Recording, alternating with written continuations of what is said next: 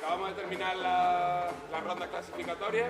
Hemos tenido 13 competidores, 14. Y bueno, tenemos aquí a Luca Cenali desde Londres, Niger, Alessandro Catani desde Fabri, Luca Corradini desde el American Bar de Savoy y Javier Caballero desde Liquid Experience. Y bueno, vamos a hacer una pregunta sobre la competición. Luca, empiezo contigo. I'm going to start with you. Yeah. What do you feel after the competition? Oh, well, I feel a little bit. I feel actually very well because competitors, they were overall very motivated. So they really pull off their best. Some through ingredients, some through presentation, some through speech. So I think I'm quite a little bit surprised about the level and the guys. So they brought a lot of effort. You could actually see they've been spending time to make the package together. And quite a few of them, they delivered it. They did very good. And you think now, I know you've been in Spain a couple of times in the last 2 years, and you think the level in Spain is growing up? Oh, certainly it's growing. No, I remember when I came, it was bartenders, they were not really sure if they could change the gin and tonic experience for the customer. But now I can see the bartenders, they prepared, they're getting better and better. That will reflect to the customer.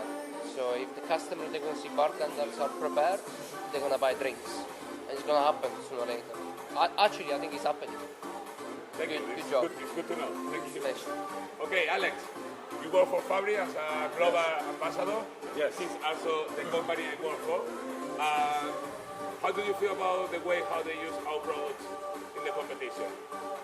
Okay, first of all, just to connect my speech to Luca's one, the thing that most impressed me during this competition is that, okay, most of the guys were from Spain, but also from abroad, and I love to see and taste many different styles and work, using maybe some particular tools and also some particular dresses, some particular garnishes, some particular products, and it means that even if Spain is huge, and from different parts of Spain you can appreciate different styles of mixology. That is very, very, very interesting for me. Talking about Fabri products, I'm really impressed because these guys were not just using syrups. They were searching the proper ingredient for the recipe, even maybe uncovering some particular flavors that are not so common in cocktails. And that's what was very, very important for me, for us, I mean, for Fabri, because it means that of course, our products are of some good interest to the bartenders, but we have maybe to discover again some particular flavors that in our Italian tradition, like syrup maker and also syrup drinkers, some flavors that weren't so used in cocktails.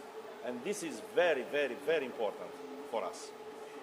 Well, as you say before, we use the bartender to make the product better. It's Yes, the best way to yes, yes. This is very important for us. The feedback from the bartenders. Actually, we are here since more than a century, thanking also the bartenders, the feedbacks from the bartenders. Thank you, bartender. And Luca.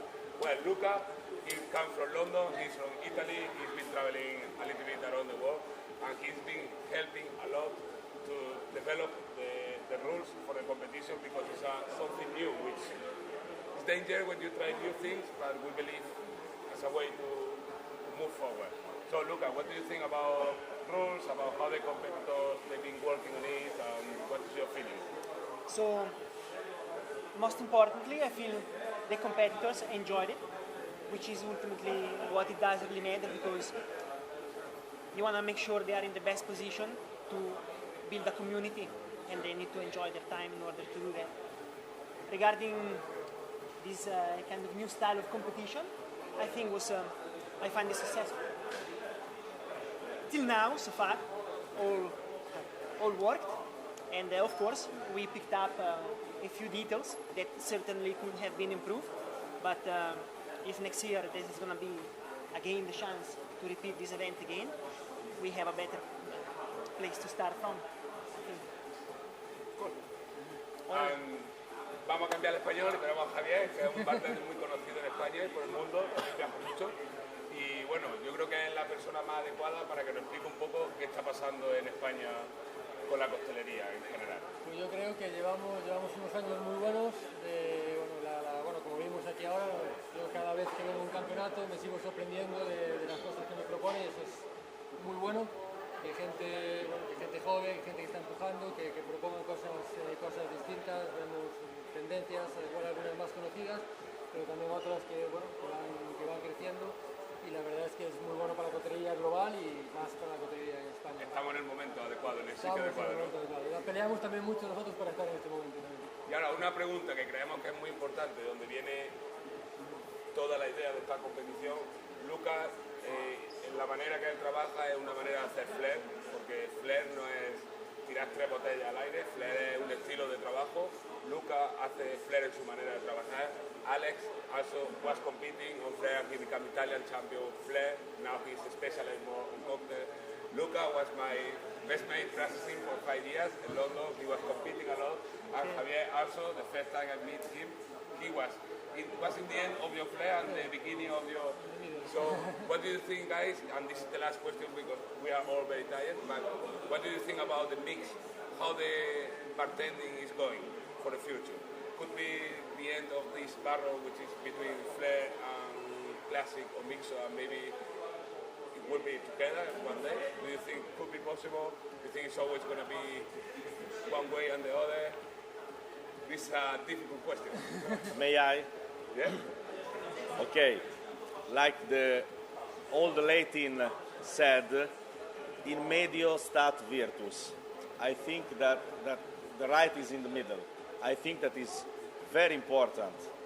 The most important thing is the drink and the customer.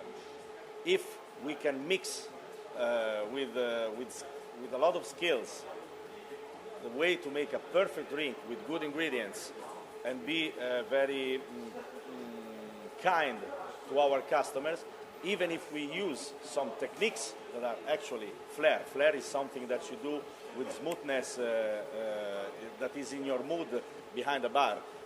We don't need to throw many bottles behind the bar, but we can mix perfectly the two things. I think is the time. After 20 years of evolution, I think is the time to break this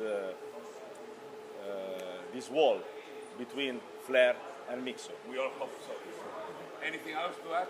Luca, you would like to say If something? I might, yeah, I think as we all know, it's in our job. It's something we don't decide. It's also customer. They telling us what they're looking for. And nowadays we're living in a reality which customer they're spending more time in bars, in street bars, hotel bars. They're actually spending an evening. So when we coming to have a people and customers spending an evening with us, that means you have to entertain, serve them, be as fast as you can, efficiency. Drinks are not simple anymore. You need a lot of tools, you need a lot of equipment, you need a lot of garnish, you need a lot of attention.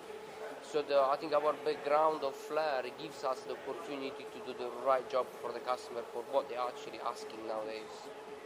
I totally agree. Un poco lo mismo que dicen ellos. Todo lo que sea aumentar o enriquecer la experiencia del consumidor es bueno. Si ya la experiencia resta pues lo que realmente van a hacer al bar, yo creo que ya no es tan positivo. Calidad y, siempre, y entretenimiento. Sí, siempre hay que lo que decía él, en la frontera está el equilibrio. ¿Y Luca, qué tienes que decir? I think really there should never be a reason to close your eye to different arts, different skill. A person that can cross different way of work is a person that deserves respect. Never, why should you focus on one thing? Why should you so focus on other things? There are many beautiful things in our job that, you know, the art of talking, the art of flaring, the art of making a beautiful drink. And I think the key really is professionality. doesn't really matter what you do, but if you keep the highest standard that suits your business and you take as a primary goal the person you're serving, it's just a success for everyone, and we can build a bigger and better community of bartenders. Okay, so now we're gonna go to decide they're gonna decide who are the 6 finalists. Thank you very much, and thank you guys for coming. It's a pleasure to have 4 legends like you here. Thank you. Thank you.